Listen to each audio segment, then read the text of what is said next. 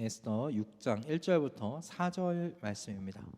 에스더 6장 1절부터 4절 말씀, 제가 한 절, 여러분이 한 절 교독하시고 마지막 4절은 함께 합독하도록 하겠습니다. 제가 먼저 읽겠습니다. 그날 밤 왕은 잠이 오지 않아서 자기의 통치를 기록한 궁중실록을 가지고 오라고 하고 자기 앞에서 소리를 내어 읽게 하였다. 실록에는 대궐문을 지키던 왕의 두넷이 빅다나와 데레스가 아하수에로 왕을 죽이려고 한 음모를 모르드게가 알고서 고발하였다는 내용이 기록되어 있었다. 왕이 물었다. 이런 일을 한 모르드게에게 나라에서는 어떻게 대우하였으며 어떤 상을 내렸느냐? 그곳에 있던 시종들이 대답하였다. 나라에서는 그에게 아무런 상도 내리지 않았습니다. 왕이 다시 물었다. 궁궐 뜰에 누가 있느냐? 마침 그때 하만이 왕에게 자기 집에 세운 장대에 모르드게를 달아 죽일 수 있도록 허락을 받으려고 궁전 바깥 뜰에 와 있었다. 아멘. 오늘 이 본문의 말씀을 중심으로 하나님의 뜻을 모르더라도 라는 제목의 우리 주님께서 우리에게 전해주시는 은혜의 메시지를 함께 나누기를 소원합니다. 교회에서 그 사역하다 보면 교회에서 이제 상도들과 서로 만나고 상담도 해보고 그러다 보면 하나님의 뜻이 어디에 있는지 고민하는 성도님들을 종종 만나게 됩니다. 뭐 많이 만나요. 근데 뭐 멀리 찾을 것도 없어요. 얼마 전에 제가 그런 고민을 해봤잖아요, 그죠? 저희 아내가 이직을 하는 게 하나님의 뜻일지 남는 게 하나님의 뜻일지를 가지고 기도했었습니다. 그런데 뭐 제 아내는 어땠는지 모르겠어요. 제 아내도 분명히 그것을 가지고 기도했을 테니까. 근데 저는 잠시라도 했던 그 기도 안에 이후에 깨달은 거예요. 이게 참 내 기도가 운명론적이었고 기복적이었다는 것을 좀 깨닫게 되었어요. 왜 그렇게 생각했느냐면 이 기도의 그 밑에 흐르던 저이가 뭐였느냐? 어떤 선택이 아내에게 좀 더 수월하게, 좀 더 수월한 선택이 될까? 수월한 환경 속에서 할 수 있는 거 하면서 살아갈 수 있을까? 또 이후에 하고 싶은 일들이 또 있는데 그것에 이 커리어가 도움이 되겠는가? 이런 저희가 그 기도 안에 깔려 있었던 거죠. 마음에 자리를 잡고 있었던 거예요.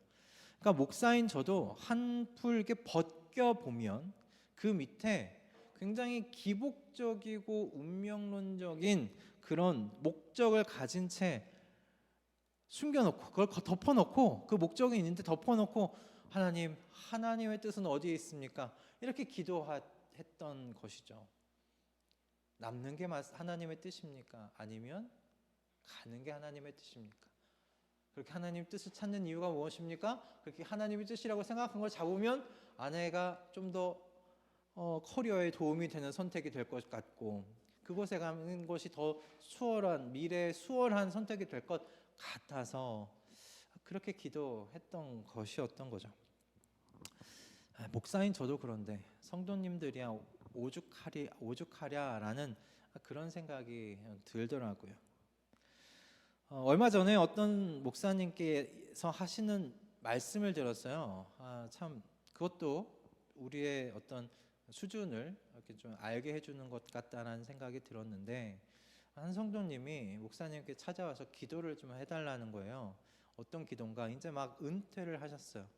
우리나라에서 은퇴하면 다들 뭐 많이 하세요? 그쵸? 치킨집이에요. 치킨집을 차리려고 하는데 치킨집은 근데 새로 뭐 하기보다는 잘 되던 걸 인수하려고 한다. 근데 A 치킨집이 있고 B 치킨집이 있는데 둘 중에 뭐를 선택하는 게 하나님의 뜻일까요? 기도 좀 해주세요 하고 찾아온 거예요, 목사님께. 근데 목사님이 그 이야기를 듣고 이 성도님을 피하기 시작하셨대요. 왜냐하면 왜 그랬을까요? 기도했다가 잘못 B인 것 같아요 라고 했다가는 나중에 덤탱이 맞을 수 있잖아요. 목사님이 기도해서 선택을 했는데 이거 안 되더라 라는 이야기를 들 수 있지 않겠습니까? 그래서 그 목사님께서 그 성도님을 조금씩 멀리하셨다고, 기도하러 안 가셨다고 하시더라고요.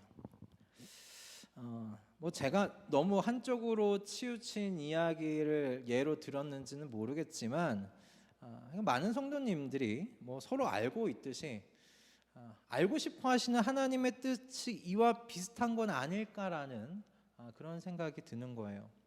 좀 기복적인 것, 그리고 좀 운명론적인 그 목적에서 하나님의 뜻을 알고 싶은 거죠.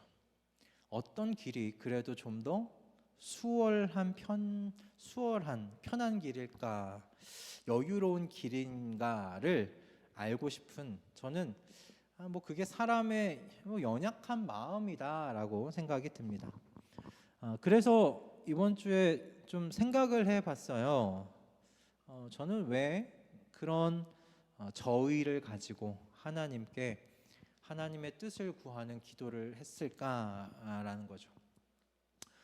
물론 방금 말씀드린 대로 좀 편하게 살고 싶은 마음, 우리 또 제 아내가 가서 좀 편하게 일했으면 하는 마음, 또 여유롭게 또 살아가 보고 싶은 그런 사람의 유한하고 유약한 마음이 물론 기복적이고 이와 같은 운명론적인 하나님의 뜻을 구하는 기도를 하기도 만들어요. 하지만 더 근본적인 이유는 무엇일까를 좀 생각해 보게 된 거예요. 저는 결론을 내린 건 이것이었습니다. 제가 하나님의 모든 뜻이 하나님의 성도들에게는 선한 결과, 선한 열매를 맺게 하신다는 것을 온전히 믿지 못했기 때문이구나 였어요. 하나님의 모든 뜻은 하나님의 백성들에게 다 선하게 결과를, 선한 열매를 이렇게 맺는다는 걸 온전히 제가 믿지 못한 거예요. 제 아내가 남든지 가든지 하나님의 뜻이 거기에 있는 게 아니라, 하나님의 뜻이 무엇이 어디에 가는 게 목적이 아니라, 하나님께서는 이 아내가 여기 남더라도 그 안에서 잘 되게 하실 것이라는 것에 대한 그 믿음이 부족했던 것이죠. 하나님의 뜻과 관련해서 구약의 말씀 중에 대표적인 말씀이 그 신명기 29장 29절의 말씀이에요. 신명기 29장 29절의 말씀이라고 생각하는데 우리 함께 좀 읽어보도록 하겠습니다. 신명기 29장 29절의 말씀, 자 같이 읽어볼까요? 시작. 이 세상에는 주 우리의 하나님이 숨기시기 때문에 알 수 없는 일도 많습니다. 그것은 주님의 것입니다. 그러나 하나님은 그의 뜻에 담긴 율법을 밝히 나타내 주셨으니 이것은 우리의 것입니다. 우리와 우리의 자손은 길이길이 이 율법의 모든 말씀에 순종해야 합니다. 아멘. 성경이 이야기하고 있는 건 뭐예요? 하나님의 뜻에 대해서 하나님께서 숨기시는 건 사람이 알 수 있어요, 없어요? 알 수 없다고 이야기하고 있어요. 이 세상에는 주 우리의 하나님이 숨기시기 때문에 알 수 없는 일도 많습니다. 그것은 주님의 것입니다. 그러니까 사람이 알 수 없는 주님의 것의 영역이 있다는 거예요. 사람의 연약함 중에 하나가 그 미래를 모른다는 것 아니겠어요? 그죠? 당장 오늘 우리 예배 후에 우리가 올림픽 공원으로 나들이를 갈 텐데 여러분 중에 우리가 어떤 자리를 차지하고 앉아서 시간을 보낼지 여러분 아시는 분 계세요? 모르잖아요. 가는 길에 어떤 일들이 일어날지 여러분 아시는 분 계세요? 없습니다. 여러분, 성도는 하나님의 그 뜻을 다 알 수 없어요. 그것은 여기서는 주님의 것에 속한 것이라고 이야기를 하고 있어요. 그런데 성경이 말씀하시는 것이 또 있어요. 무엇이냐면 우리의 것이 있다는 거예요. 하나님의 것이 있으면 우리의 것이 있어요. 우리의 것이 그럼 무엇입니까? 여기서 말하고 있는 건, 구약에서 말하고 있는 건 하나님이 드러내신 하나님의 뜻이 분명히 있고 그것은 우리의 것이라는 거예요. 그리고 그것은 하나님의 율법이래요. 그렇다면 오늘날 우리에게는 무엇입니까? 말씀이에요. 성경이에요. 하나님께서 하나님의 말씀을 통해서, 하나님의 이 성경을 통해서 하나님께서 하나님의 뜻을 드러내셨대요. 그리고 그건 우리의 것이래요.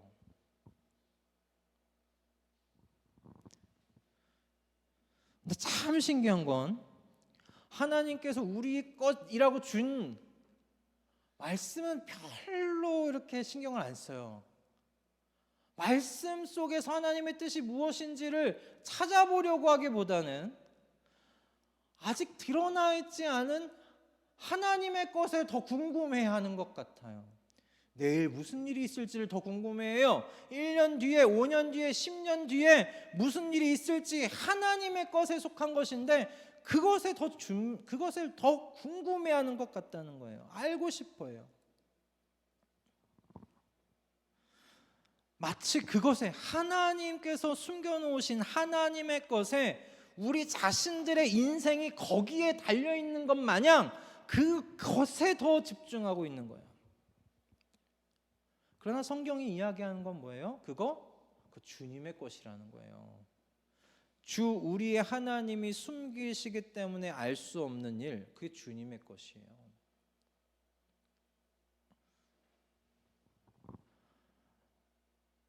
하나님께서 우리에게 우리의 것을 주셨어요.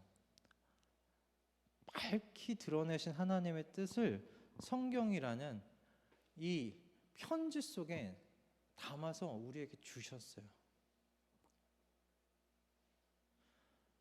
그런데 왜 그렇게들 참 신기한 건 믿는 사람들도 왜 이렇게 점보러 다니는지 모르겠어요.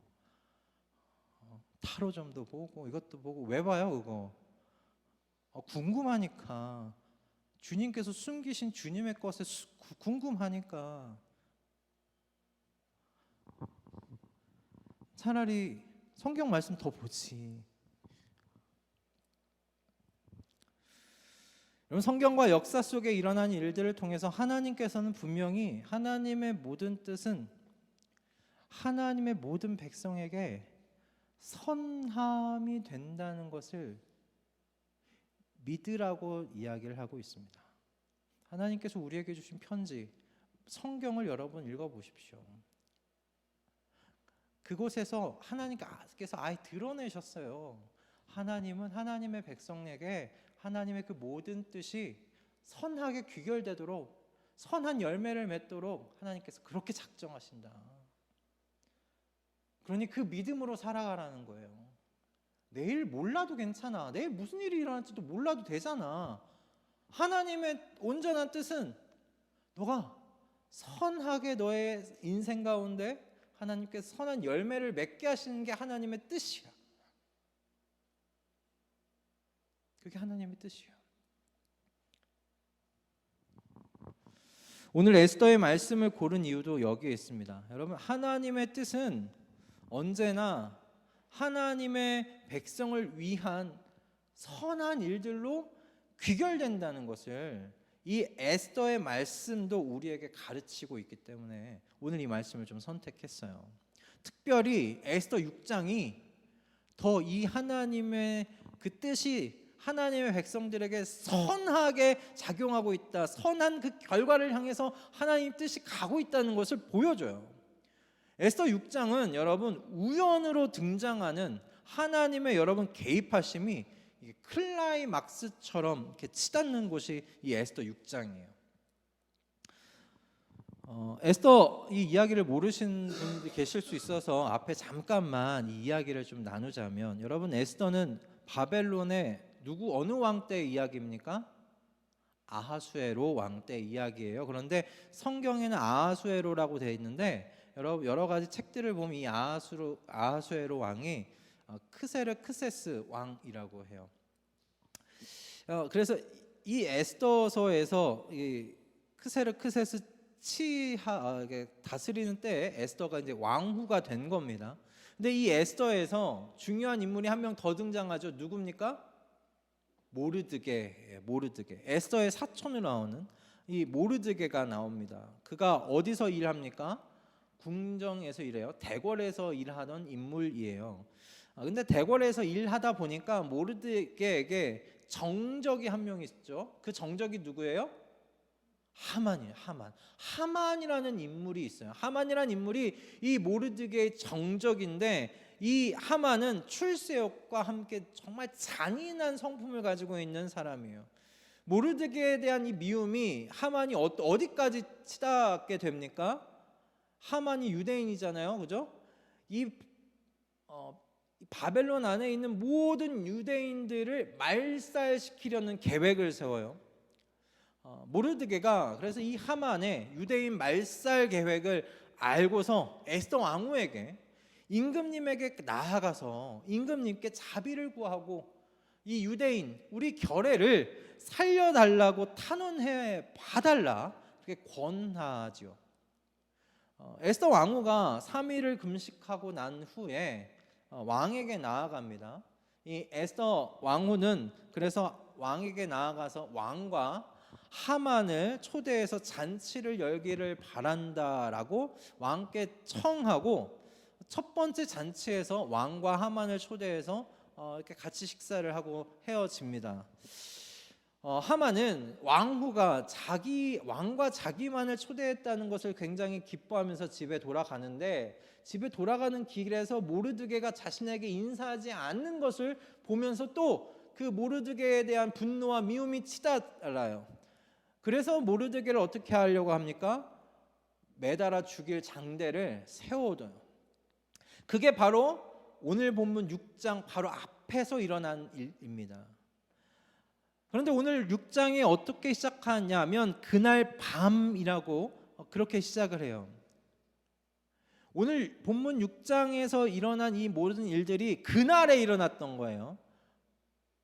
아시겠죠? 에스더가 잔치를 치러서 왕과 하만을 초대해요. 그리고 하만이 집으로 돌아가서 모르드게를 죽일 장대를 세워두고 모르드게를 다음날 처형하기 위해서 모든 계획을 세운 그날 밤에 이제 일어나는 거예요. 그래서 6장 1절에 이 그날 밤이요 여러 가지 목적과 마음이 이렇게 중첩되게 섞여 있는 그날 밤이에요. 굉장히 중요한 밤이죠. 이 밤이 지나가면 모르드게는 이제 죽습니다. 모르드게의 목숨이 태풍 앞에 촛불처럼 위태로워 보이는 그때예요. 그런데 그날 밤에 왕이 잠을 잡니까 못 잡니까? 못 자요. 왠지 그날 밤에 왕이 불면증에 시달립니다. 우리 번역에 보면 이렇게 되어 있어요. 왕이 잠이 오지 않아서라고 되어 있어요. 왕이 잠이 오지 않아서. 근데 원문을 그대로 해석해 보면 이렇게 되어 있습니다. 왕의 잠이 흔들렸다. 왕의 잠이 달아났다. 이렇게 되어 있어요. 그러니까 원문에서도 이날 밤에 왕이 왜 잠을 청하지 못했는지, 왜 불면증에 시달리게 됐는지에 대해서 그 이유에 대해서는 기록되어 있지 않아요. 그러나 원문의 뉘앙스를 보면 대강 우리가 짐작할 수는 있겠죠. 왕의 잠을 누가 흔들었을까요? 왕의 잠이 달아나도록 누가 했을까요? 그 주체가 누구일까요? 하나님이시죠. 하나님이세요. 하나님이 이 아수에로의 아수에로의 잠이 달아나도록 한 주체세요. 여러분, 근데 헬라어는 아예 더 명확해요. 헬라어를 보면 아예 주어가 큐리오라고 되어 있어요. 주님은 왕의 잠을 떼어놓았다, 빼앗았다라고 되어 있어요. 헬라어는 아예 주어를 넣어버렸더라고요. 헬라어는. 만약 여러분이 아수에로 왕이라고 한번 생각을 해보세요. 여러분이 아무리 잠을 자려고 하는데 잠이 안 와. 뜬 눈으로 지새우게 됐어요. 그렇게 뜬 눈으로 지새울 때 여러분 하나님의 뜻을 아시겠어요? 여러분 아시겠어요? 왜 나 오늘 불면증인지 하나님의 뜻 아세요? 모르잖아요. 그거 주님의 것이에요. 몰라요. 저희 아내도 종종 잠을 제대로 못 잘 때가 있어요. 뭐 생각이 많아서 그런 것 같기도 하고 회사에서 진행하는 프로젝트 때문에 긴장이 돼서 뭐 그런다고 추측만 할 뿐인데 아내도 몰라요. 정확하게 왜 불면증인지 정확하게 알지를 못해요. 만약 이게 하나님의 뜻에 속해 있는 것이라면 왜 나에게 불면증을 허락하셨는지 우리 아내도 몰라요. 그런 건 알 수가 없어요. 저라도 모를 것 같아요. 자, 그런데 여러분 이 왕이 잠이 안 오니까 뭘 했어요? 잠이 안 오니까 뭘 했어요? 시종을 불러서 뭘 읽으라고 했어요? 궁중실록을 읽어보라고 했어요. 그러니까 궁에서 일어나는 일들에 대해서 적어놓은 거, 그리고 내가 어떻게 그 일들에 대해서 처리를 했는지 한번 들어보자고 읽어보라고 했어요. 그러다가 알게 된 게 뭡니까? 모르드게가 왕을 죽이려는 암살 음모를 알게 돼서 그걸 고발하여 암살을 막았다는 내용이었어요. 왕은, 이 아하수에로는 당연히 내가 모르드게에게 그에 걸맞는 최고의 보상을 해 주었을 것이라고 생각했겠죠. 그러니 이렇게 물어봅니다. 그래서 그에게 어떤 상을 내가 내렸느냐? 그랬더니 신하들이 뭐라고 합니까? 나라에서 모르드게에게 상을 내리지 않았습니다. 그렇게 대답해요. 아하수에로 왕이 굉장히 당황했을 것 같아요. 이게 왜냐하면 자신의 명예와도 사실 직결되는 문제이기 때문에 그래요. 공을 세운 사람이 있는데 아무런 보상을 해주지 않았어요. 이게 형평성에서도 어긋나지만 본보기도 되지 못해요. 왕의 생명을 구해준 자에게 아무런 포상을 주지 않으면 누가 이런 왕에게 충성을 다하겠어요? 면이 서질 않는 것이기도 하지요. 그런데 여러분, 이 모르드게의 공적이 이렇게 했던 일이 드러난 시점이 언제예요? 시점이 언제예요? 하만이 뭘 하려고 했어요? 모르드게 장대에 달아서 죽이려고 했었잖아요. 여러분, 그날 밤에 일이 일어난 거예요. 그럼 드라마틱하지 않습니까? 그런데 제가 생각해 보니까 모르드게였다면 아무런 보상을 주지 않는 왕을 두고서 좀 투덜거렸을 것 같아요. 그럼 모르드게가 암살 계획을 알고 고발해서 왕을 구해준 내용이 에스더 몇 장에 기록되어 있느냐? 2장에 기록되어 있어요. 에스더 2장에 기록되어 있어요. 성경에 거기에 분명히 왕이요 보는 앞에서 궁중실록에 이 사실을 기록하라고 되어 있거든요. 그런데 보상을 해주진 않았어요. 그러다가 몇 년의 시간이 흘렀느냐면 주석을 보니까 5년의 시간이 흘렀다는 거예요. 암살 계획을 고발해서 왕을 구한 다음에 아무런 보상을 받지 않은 채 5년이 지났어요. 여러분이라면 투덜거리지 않으시겠어요? 야, 내가 이렇게 왕의 암살 계획을 알아서 고발해서 왕을 구했는데 나라에서는 나한테 뭐 아무런 보상도 안 해줘? 뭐 그럴 수 있겠거니 하고 넘어가시겠습니까? 저 같으면 이럴 수 있느냐? 만약에 회사라면 여러분 생각해 보세요. 회사에서 아무런 보너스도 안 나왔어요. 1년 동안 열심히 일했는데 1월에 아무런 보너스도 없어요. 우리 아내는 잠깐 좀 투덜투덜 하던데 우리 보너스도 없다고. 어떻게 아무런 보너스 아무런 보상이 없다면 여러분 투덜거리지 않으시겠어요? 5년의 시간이 지나는 동안 아무런 보상이 없다가 여러분 어느 날 갑자기 보상이 주어졌는데 그날이 뭐냐? 모르드게의 정적인 하만이 모르드게의 처형을 허락받으려고 나온 바로 그날이에요. 만약에 모르드게가 그날 5년 전에 보상을 받았다면 이런 일이 일어나지 않죠. 하만이 나와서 모르드게 처형을 요구했을 거예요. 5년의 시간 동안 아하수에로 왕은 그걸 잊어버렸겠죠. 모르드게가 나를 구해줬다는 것을.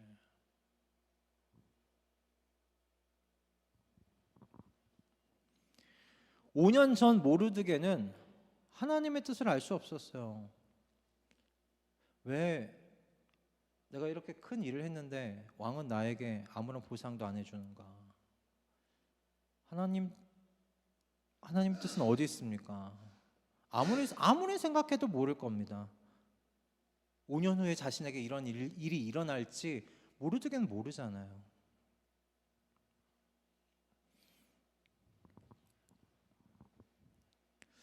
그러나 여러분, 오늘 우리가 이 성경을 통해서 이 이야기를 읽고 있는 여러분 어떠세요?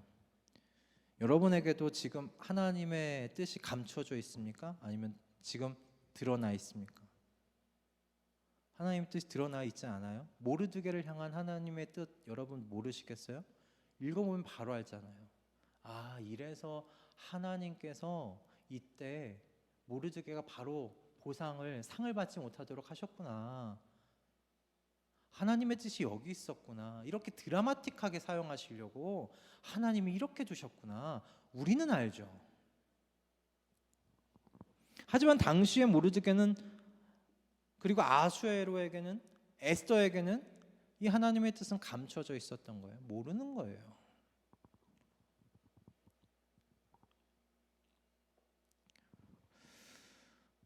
여러분, 하나님께서 우리에게 주신 오늘 이 말씀들, 이 성경, 여러분 이것을 통해서 거듭거듭 하나님께서 하나님의 백성이 우리에게 지금 가르치시고자 하시는 메시지는 무엇인가? 하나님의 뜻은 하나님의 백성에게 완전하게 선하시다는 겁니다. 그리고 그것을 믿기를 요구하시는 거예요.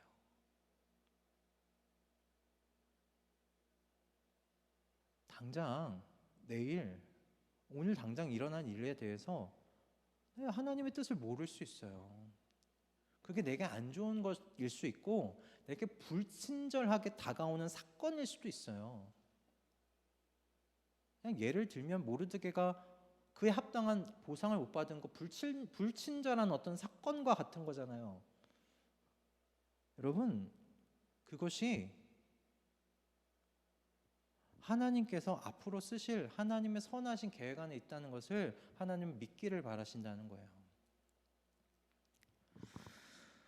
여러분, 숨겨진 하나님의 뜻에 마음 졸이고 불안해하실 필요가 없다는 말씀입니다. 여러분이 하나님의 자녀이고 하나님의 백성이라면 하나님의 뜻을 모른다고 해서 불안해하거나 조급해하실 필요가 없어요. 왜요? 모르드게의 공적을 5년 동안 묵혀놓으시고, 여러분 절묘한 시점에 하나님께서 터뜨리신 것처럼 아하수에로 왕의 그 잠을 달아나게 하셔서 궁중실록을 듣게 하신 것처럼 하나님의 뜻은 하나님의 백성에게 언제나 선한 결과로 귀결되기 때문입니다. 그러니 하나님의 뜻을 내가 당장에 이해하지 못하고 그 당장에 하나님의 뜻이 무엇인지를 모른다고 하여서 여러분 불안해하지 마십시오. 염려하지 마십시오. 무엇이 하나님의 뜻인지를 모른다고 하여서 여러분 그걸로도 혼란해하지 마십시오. 괜찮습니다. 여러분이 하나님의 자녀이기만 하다면 하나님께서 하시는 그 하나님의 모든 결정과 뜻은 우리 안에 나타나는 우리가 겪게 되는 모든 사건들, 여러분 그 모든 것들이 선하게 열매 맺을 줄 믿습니다. 하나님이 그렇게 하십니다. 여러분 그것을 믿으십시오. 하나님께서 오늘 이 말씀을 통해서 그렇게 하나님의 모든 결정과 하나님의 모든 뜻이 하나님의 백성에게 선하게 열매 맺게 된다는 것을 가르치심에도 하나님의 뜻이 어디에 있는지 그 모르는 것 때문에 여러분 불안하시다면, 조급해지신다면, 여러분 권면드리는 것은 여러분 잠잠히 복음이신 예수 그리스도를 바라보시고 묵상하기를 권면드려요. 하나님의 뜻이 무엇인지, 내가 무엇을 결정할 때 하나님의 뜻이 어디에 있는지 내가 헷갈리고 혼란스럽다, 내 마음이 그래서 조급해진다, 그냥 그럴 때는 잠잠히 가만히 있어서 복음이신 예수 그리스도를 여러분 묵상하세요. 그냥 그 하나님의 아들께서 그 영광의 보좌를 박차고 이 척박한 땅, 죄가 가득한 이 땅에 사람의 몸을 입고 오신 것, 여러분 묵상해 보십시오. 그리고 그 아들께서 사람들의 핍박과 조롱과 멸시를 받게 되시고 마지막에 십자가에 못 박혀 달려 죽은 것을 여러분 한번 생각해 보십시오. 그런데 거기서 끝나는 것이 아니라 죽은 자 가운데서 부활의 첫 열매가 되셔서 예수님께서 묻힌 무덤이 빈 무덤이 되게 하셨다는 것을 여러분 한번 그냥 생각해 보십시오. 그리고 제자들을 남겨놓고 내가 다시 올 거라는 약속을 주신 것을 한번 생각해 보십시오. 여러분, 하나님께서 이 일을 왜 하신 겁니까? 이 일을 하신 대상과 그 이유가 무엇입니까?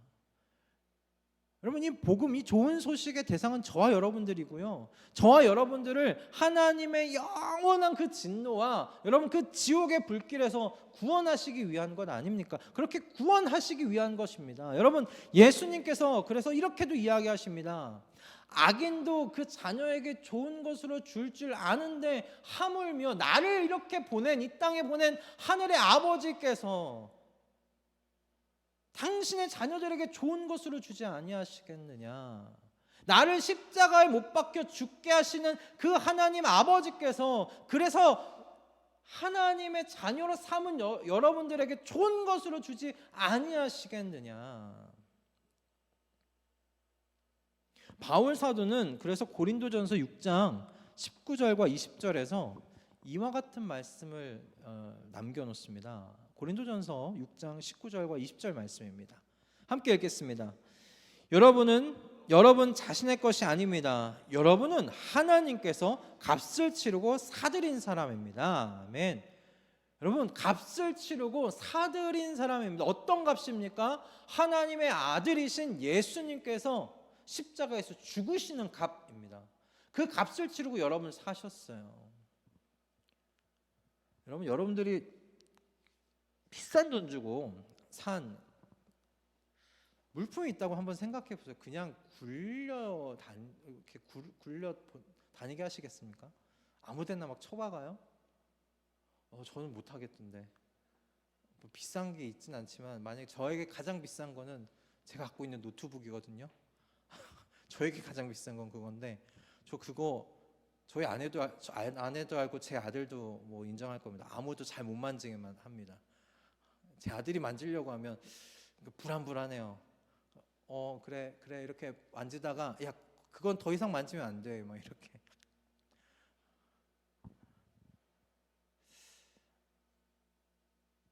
여러분 비싼 값을 치르는 것은 귀하게 여러분이 보관합니다. 하나님께서 여러분들을 어떻게 사셨냐면 하나님의 아들 예수 그리스도 그분을 십자가에 죽게 하시고 여러분을 사신 거예요. 하나님 아버지께 여러분들이 천하겠습니까? 귀하겠습니까? 귀합니다. 그렇게 값을 치르고 산 사람들입니다. 여러분, 그러니 믿음을 가지십시오. 하나님 백성 되셨고 하나님의 자녀들이 되었습니다. 그 자녀를 향한 아버지의 뜻은 항상 선하십니다.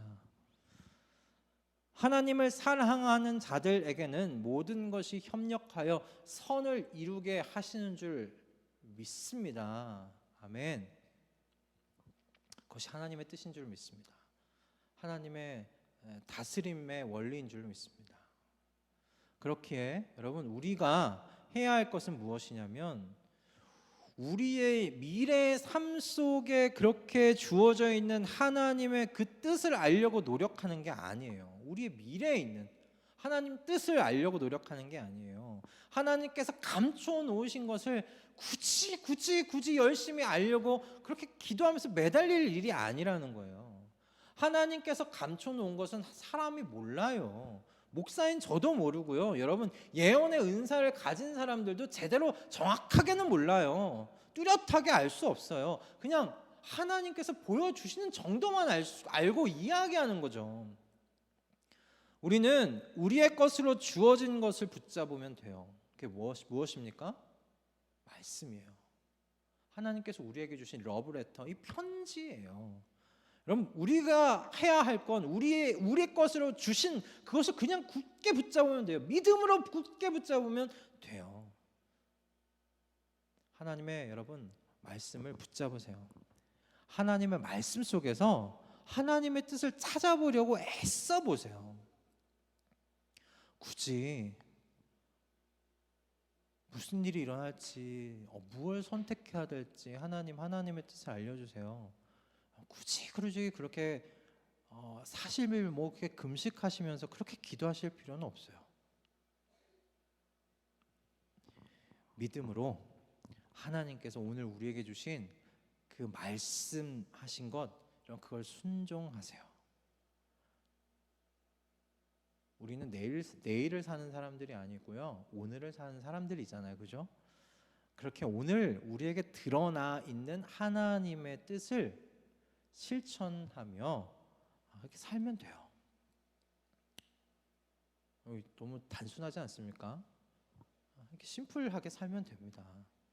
하나님께서 오늘 우리가 드린 그 순종을 내일의 하나님께서 선하신 목적 가운데 사용하실 겁니다. 하나님의 그 선하신 뜻을 우리의 삶 가운데 이루어내실 겁니다. 우리는 그걸 믿고 오늘을 하나님의 말씀에 순종하면서 살아가면 되는 줄 믿습니다. 아멘. 살아계신 하늘에 계신 아버지께서요, 이렇게 자녀들을 사랑하시고 선하신 뜻으로 인도하여 주시니 믿는 사람들, 여러분 점 같은 거 안 보는 겁니다. 그죠? 점 같은 거 안 보는 겁니다. 믿는 사람들도 점을 왜 이렇게 많이 보는지 모르겠어요. 볼 필요가 없어요. 그죠?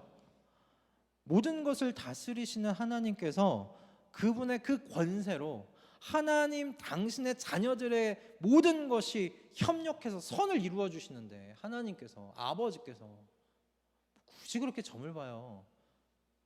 뭐 굳이 그렇게 미래에 있을 일들 뭐 이렇게 궁금해. 제 아들이요, 그렇게 궁금해하지 않는 것 같아요. 아빠 엄마가 뭔가 이렇게 다 해주면.